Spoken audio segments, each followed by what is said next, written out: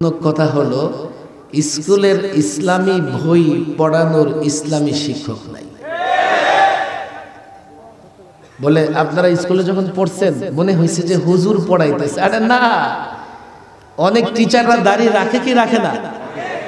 এখন বাকি সব টিচাররা মিলে ওনারে ধরে যে আপনি এটা পড়ান। এক বেচারা গেছে শ্বশুর বাড়িতে বেড়াইতে, শালায় দুলাভাইয়ের পাগড়ি দেখে পছন্দ হয়েছে। দুলাভাই পাগড়িটা দেন। কারে না, তুই পাগড়ি দিবে কেন? তুই তো আলেম না, পাগড়ি দিলে তোর মানুষ আলেম মনে করবে। দেন, সুন্দর লাগছে। বাস পাগড়ি পেঁচায় মসজিদে নামাজ পড়তে গেছে। ঘটনাক্রমে ওই ওক্তি ইমাম সাহেব নাই। তো লোকেরা দেখছে এত বড় পাগড়ি তার মাথায়, নিঃসন্দেহে এই যুগের ইমাম আবু হানিফা হবে। ধাক্কা দিয়ে সামনে পাঠাইছে। ওই তো নামাজ মাঝে মধ্যে পড়ে না। ঈদের নামাজের ময়দানে গিয়া বলে সলাতুল ঈদের জানাজা।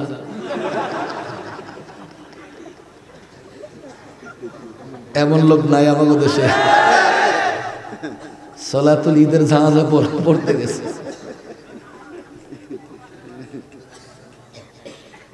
ধাক্কাই দিছে। আল্লাহু আকবার। প্রথম রাকাত কোন রকমে রুকু শেষ করে সাজদায় গেছে। সাজদায় গিয়ে চিন্তা করতেছে কয় রাকাত পড়ব, কেমনে শেষ করব। মাথা উঠায়া ভাগার চিন্তা করতেছে, কিন্তু মুসল্লি নিয়ে কেমনে যাবে। দেখে যে মিম্বরের এক সাইড দিয়া বেড়া ভাঙা আছে, বের হয়ে দিছে দৌড়। মুসল্লি দেখার ইমামের কি হলো, উঠে না কেন?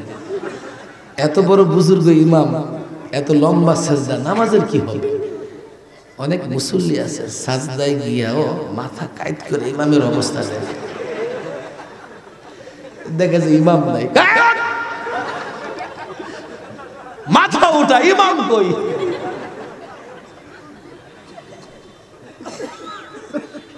তাও তো ভালো, দাড়িওয়ালা একজন ইসলামী শিক্ষা কি ইসলামিয়াত পড়াইতেছে। পত্রিকায় এসেছে অনেক জায়গায় ইসলামী শিক্ষা বইটা হিন্দু শিক্ষক পড়ায়।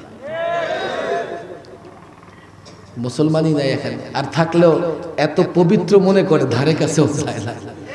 অনেক যুবক এমন আছে ভয়ে মসজিদেই যায় না। নামাজ না পড়লে আল্লাহ ধরবে সেই ভয় নাই।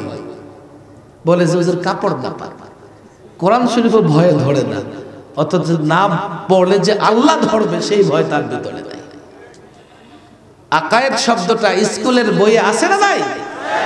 আকায়েদ মানে কি? আমানতু বিল্লাহি ওয়া মালাইকাতিহি ওয়া কুতুবিহি ওয়া রুসুলিহি ওয়াল ইয়াউমিল আখির। আছে না নাই? ওয়াল কদরি খায়রিহি ওয়া শাররিহি মিনাল্লাহি তাআলা ওয়াল বা'থি বা'দাল মাউত। 7টা বিষয়ের কথা এখানে আছে, আমি এগুলো ব্যাখ্যা করব না। আমাদের আকীদা, আমাদের বিশ্বাসের জায়গাটা ঠিক হওয়ার দরকার আছে না নাই? এক, এটা মৌলিক বিষয়।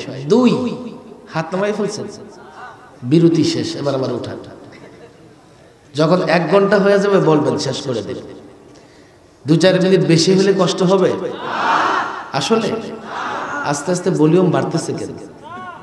হুজুর ওস্তাদের মায়ের শেষ রাতে। আপনি যত লেট নাইটে যাবেন আমাদের আওয়াজ বাড়বে। আমি যখন সরকারি মেহমান ছিলাম, তো একজন সারাদিন কোনো কথা বলতো না, সাধারণ মানুষ। রাত্রে এক সময় চট করে কথা বলে উঠত, তাও এত জোরে বলতো পুরো গরম হয়ে যেত। আরে তুমি সারাদিন কথা বলো না। হুজুর ভাল লাগে না। তো ঠিক আছে, যখন বলো এত জোরে বলো কেন? হুজুর আর তখন নিয়ন্ত্রণ থাকে না। সারাদিন চাইটা ধরে রাখি, পরে যখন মনে হয় তখন চিল্লায় কথা বলতে পারে। যত রাত হবে আপনাদের ভলিউম বাড়বে। হাত উঠান। 1 নাম্বার আকায়েদ। 1 নাম্বার কি? 2 ইবাদত। 2 আমরা ইবাদত বুঝি না। ইবাদত 5 জিনিস। ইবাদত মৌলিকভাবে কয় প্রকার? আরো জোরে কয় প্রকার? নামাজ, রোজা, হজ, যাকাত, জিহাদ। বলেন নামাজ, রোজা, হজ, যাকাত, জিহাদ। ইবাদত কয় প্রকার? আরো জোরে কয় প্রকার? এক নাম্বার গেল আকায়েদ। এক নাম্বার গেল কি? এক নাম্বার কি? আকায়েদ সম্পর্কে জানার দরকার আছে না নাই? দুই কি? ইবাদত। দুই কি? ইবাদত কি? নামাজ, রোজা, হজ, যাকাত, জিহাদ। তিন কয় নাম্বার? আরো জোরে কয় নাম্বার? মুআমালাত। বলেন বলেন মুআমালাত, মুআমালাত, মুআমালাত। শব্দটা বুঝতেছেন? মুআমালাত। বলেন মুআমালাত। মুআমালাত মানে কি?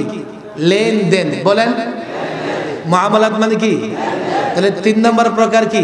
লেনদেন।